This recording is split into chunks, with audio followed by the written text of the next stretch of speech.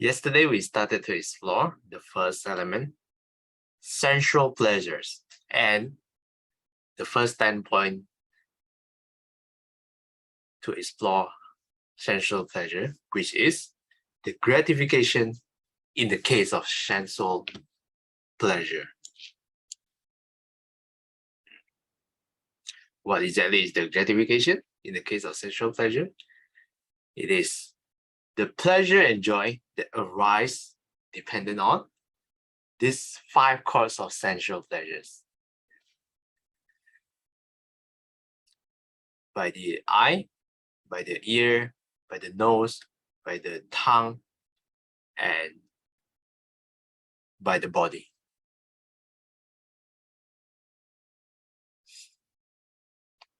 Okay, we will continue with number 8, the danger in the case of sensual pleasure. And what monks is the danger in the case of sensual pleasures?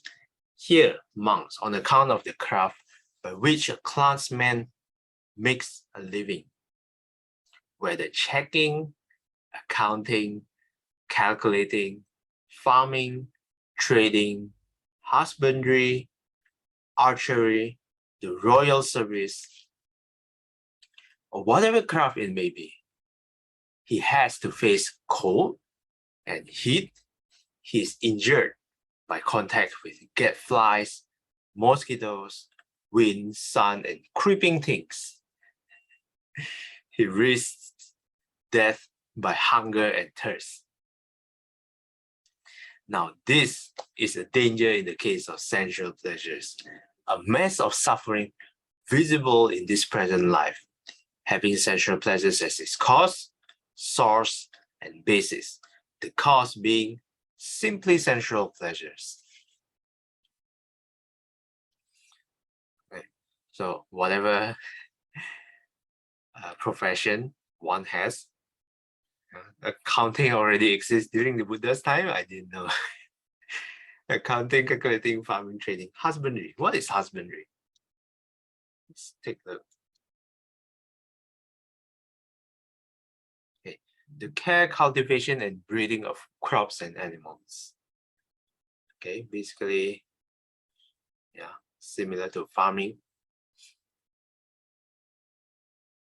Actually, it comes from the word husband in the obsolete sense, farmer.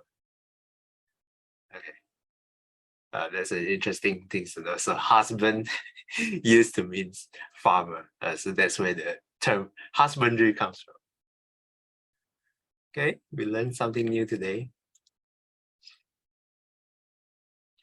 Yeah, whatever your profession may be.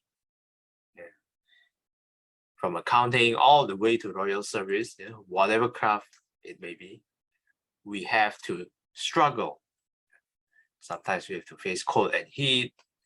Sometimes we have to face creeping things. This is where in the sutta you can see people is suffering because of creepy crawlies. Yeah. Like this. What exactly is gadflies? Let's take a look. A fly that bites livestock, especially horsefly, warblefly, or botfly. Okay. Let's go back. It resists death by hunger and thirst. Yeah. Even until today, this is still true, especially for the construction worker. If you see in the news, there's a lot of, especially in the current crazy temperature, some of them die because of a heat stroke, death by hunger and thirst. Yeah. So this still stands true until now.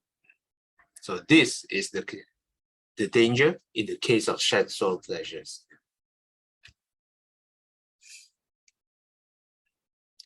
This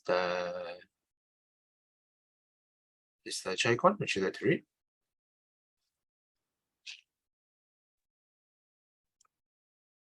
Nine. If no property comes to the clansman while he works and strives and make an effort thus, He sorrows, grieves, and laments. He weeps, beating his breast, and becomes distraught, crying, "My work is in vain. My effort is fruitless." Now, this too is a danger in the case of sensual pleasure, a mass of suffering visible in this present life, having sensual pleasure as its cause, source, and basis, the cause being simply sensual pleasures. Thank you. Okay, thanks, Sister Shaikwan. Now, the Buddha explores the possibility. After struggling, after working so hard, it is possible that they don't get the result. No property comes to the clansman, the sutta describes it. So this could be in the modern context, when someone opens a business and the business is failing and the business is losing money, then one would cry, "My work is in vain, my effort is fruitless." This actually happened to my mom. My mom was in the retail, selling shirts and stuff. So, but retail was hit hard during the pandemic. But even before the pandemic, the business already not going good. So, and the pandemic came, retail store being hit hard, and then starts to slow down until my mom has to mortgage her house. But eventually the business closed down, and my whole family moved away from the house, sold the house and moved to another town. Well, this is the first scenario. After working so hard, no property comes to the classmate. Even my mom lost her property. So this is the first possibility. This too is a danger in the case of sensual pleasures, a mass of suffering principle in this present life. What is the cause? Simply sensual pleasures. Okay, Sister Saike, would you like to continue? Number 10. If property comes to the clansman while he works and strives and makes an effort thus, he experiences pain and grief in protecting it. How shall neither kings nor thieves make off with my property, nor fire burn it, nor water sweep it away, nor unloved heirs make off with it? And as he guards and protects his property, kings or thieves make off with it, or fire burns it, or water sweeps it away, or unloved heirs make off with it. And he sorrows, grieves, and laments. He weeps, beating his breast, and becomes distraught, crying, "I no longer have my property." Now, this too is a danger in the case of sensual pleasures, a mass of suffering visible in this present life, having sensual pleasures as its cause, source, and basis, the cause being simply sensual pleasures. Thank you. Okay, thanks, Sister Saike. Now the Buddha explores the second possibility. Okay, you work hard, you struggle hard, the property comes to you, you get what you want, you get the gold, you get the money. We still experiences suffering. Why? We experience pain and grief in protecting the property. So I guess this would be the case for most of us. How can we protect our wealth? Because most of us hopefully not struggling. Perhaps this kind of questions also occasionally appear. So how can we protect our money? How can we protect our wealth? And this is especially true with the recent rising cases of scam. How shall neither kings nor thieves make off with my property? So thieves in the current context is all these scammers, very sophisticated. Yeah. Even myself, I am so afraid of getting scammed. Let alone all those who are not so technologically savvy. Yeah. So be careful. Yeah. Don't fall for scam. Keep up with the latest trend. Read the news, yeah, so that you get protected. Okay. So that's the case of thieves. Yeah. Then how about kings? Kings also getting more sophisticated nowadays, getting all our money through many different means. Yeah. Different countries have their own means. Can be through tax, can be through any other means. It can be corruptions, all the stuff. So every country has its own way to steal from us. Fire, burn it. Yeah, it's still possible. Sometimes you'll see fire broke out in the news. So be careful. Water sweep it away. But in Singapore, there could be flooding, but pretty rare. But in other countries, you will see a very severe flooding, like China, Malaysia, Indonesia. Yeah, so this is still stands true even today. Not unloved heirs. So this is also interesting. Sometimes you read the news, you see a very rich people, very wealthy people, a millionaire, when they pass away, you will see the children suing each other, trying to fight for all the inheritance. Yeah. Oh, but this is unloved heirs. Unloved heirs, yeah. So the children fighting for inheritance. Yeah. This is sad to say pretty common as well, even until today. And so he sorrows, grieves, and laments, crying, I no longer have my property. This too is the second possibility, another danger in the case of sensual pleasures. What is the cause? Simply sensual pleasures. Sister Billy, would you like to continue?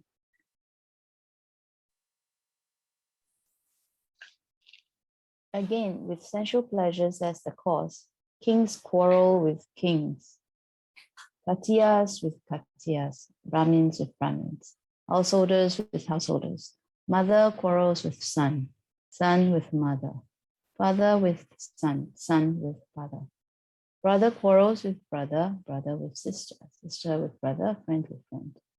And here in their quarrels, brawls, and disputes, they attack each other with fists, clods, sticks, or knives, whereby they incur death or deadly suffering.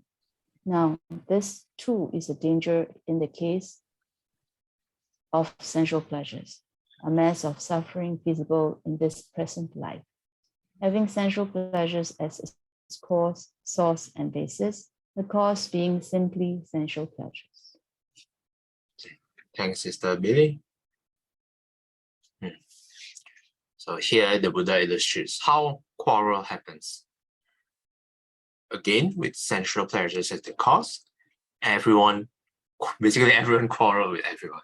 Kings with kings, Khatiyas with Khatiyas, Brahmins with Brahmins, etc. Yeah, all kinds of combination you can think of. It's all already happened and it's still happening. They attack each other with fists, clods, sticks, knives. Yeah.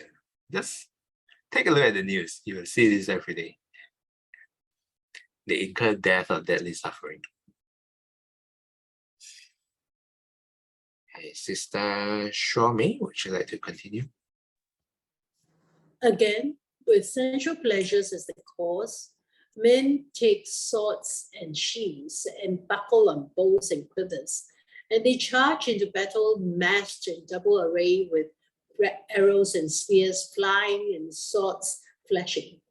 And there they are wounded by arrows and spears, and their heads are cut off by swords, whether they incur death or deadly suffering,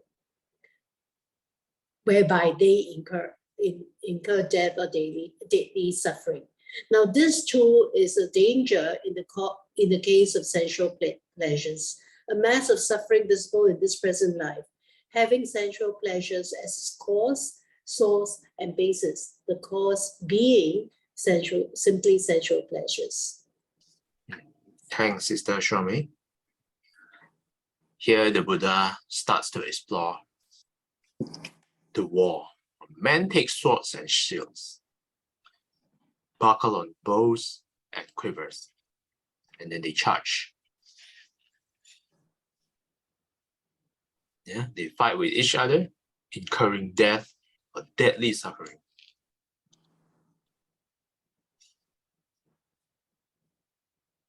Okay, Sister Aikim, would you like to continue?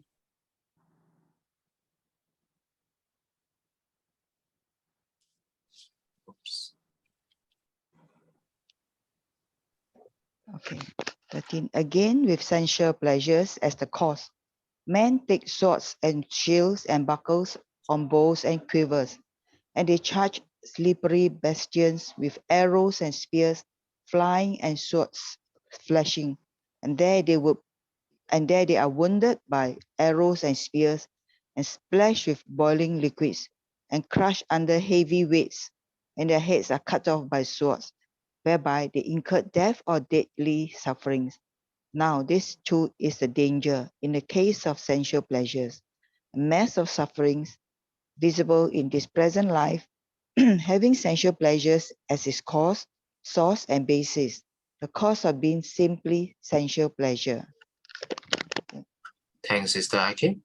The Buddha further explores the consequences of war. So how is this paragraph different from the previous one? This line, he charged into battle mass in double arrays. We highlight this. Here, they charge slippery bastions. So this is the first difference. Yeah, the rest, there they are wounded by arrows and spears, and the heads are cut off by swords. This is the second difference. Arrows and spears are still the same. Here, splashed with boiling liquids and crushed under heavy weights. This is the second difference. And the heads are cut off. Yeah. So this is still the same. So just very slight difference between these two paragraphs. But basically, this illustrates the war happening during the Buddha's time. If it's modern times, perhaps the Buddha would add guns, cannons, rockets, fighter jets, all sorts of modern weapons. But nuclear weapons, atomic bomb, this don't exist yet during the Buddha's time. So weapons are getting far more sophisticated compared to what they have during the Buddha's time. Okay, Sister Lin Twai, would you like to read? 14. Again, with sensual pleasures as the cause, men break into houses, plunder wealth, commit burglary, ambush highways, seduce others' wives. And when they are caught, kings have many kinds of torture inflicted on them, whereby they incur death or deadly suffering.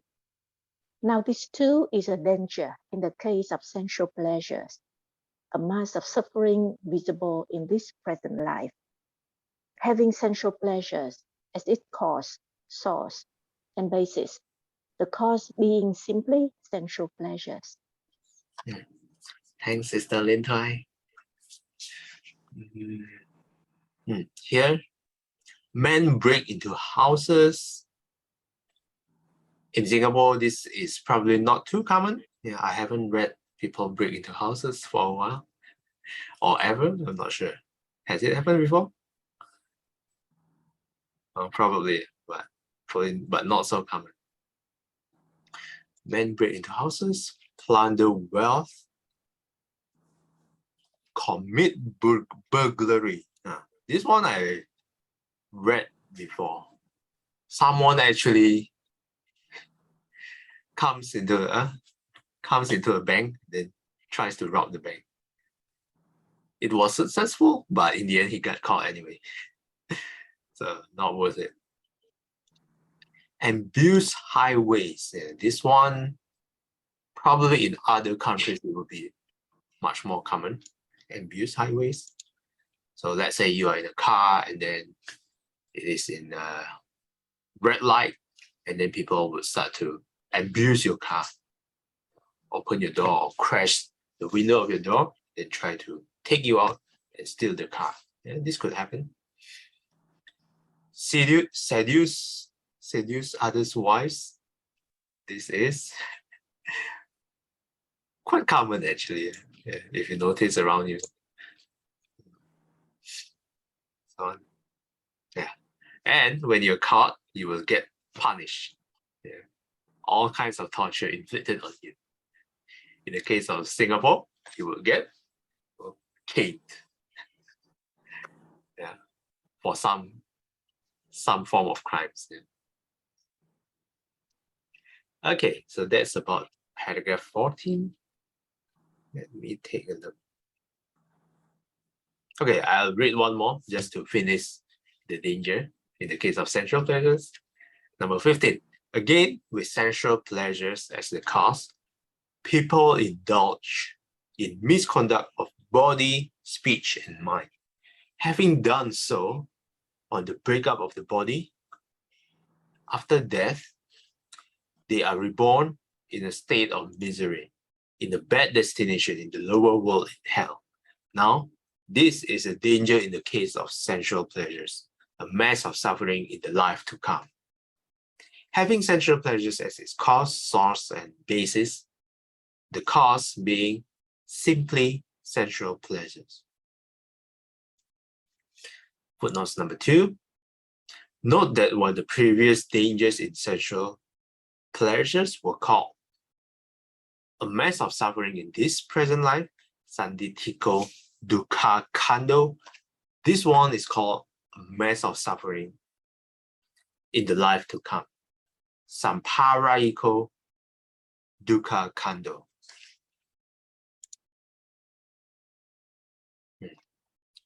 So everything we read before paragraph 15 is all about suffering in this present life itself. While paragraph 15 talks about the consequences after death, on the breakup of the body. We will be reborn in the lower world in hell. Okay, next time we read, we're going to explore the third standpoint of sensual pleasures. In the case of sensual pleasures, which is the escape. How do we actually escape from all this danger? Now, this sutta, I think, is very illustrative. It was true during the Buddha's time, and I think it is still stands true even until now. And I think it can extend to the future as well if we don't do anything about it. What can we do about it? We will explore when we read The Escape. Any questions or comments from any of you? Do you like the sutta? Do you like how illustrative the Buddha was? Yeah, the Buddha basically predicting the future. This is what we call history repeats itself. It keeps happening and happening and happening unless we escape from it. Anything you'd like to add?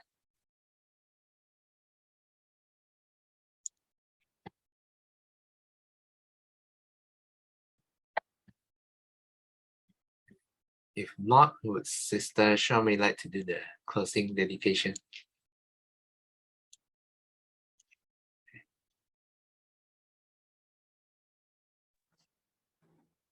愿消三障除烦恼，愿得智慧真明了，普愿罪障悉消除，世世常行菩萨道。阿弥陀佛。Can we rise and pay respects to the Buddha?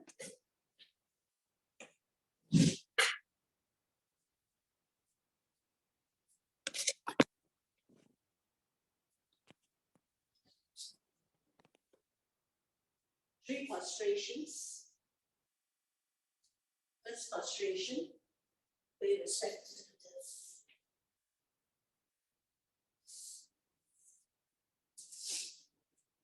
Second frustration.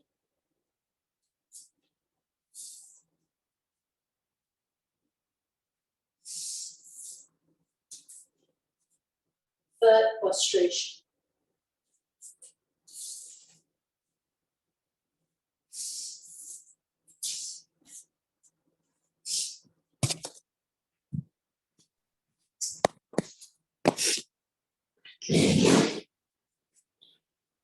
Okay. Thanks, Sister Shomei. Till we meet again, we will be guided by the Buddha, Dhamma, and the Sangha. Sadhu, sadhu, sadhu. Have a safe Wednesday ahead, as opposed to dangerous. Thanks, everyone.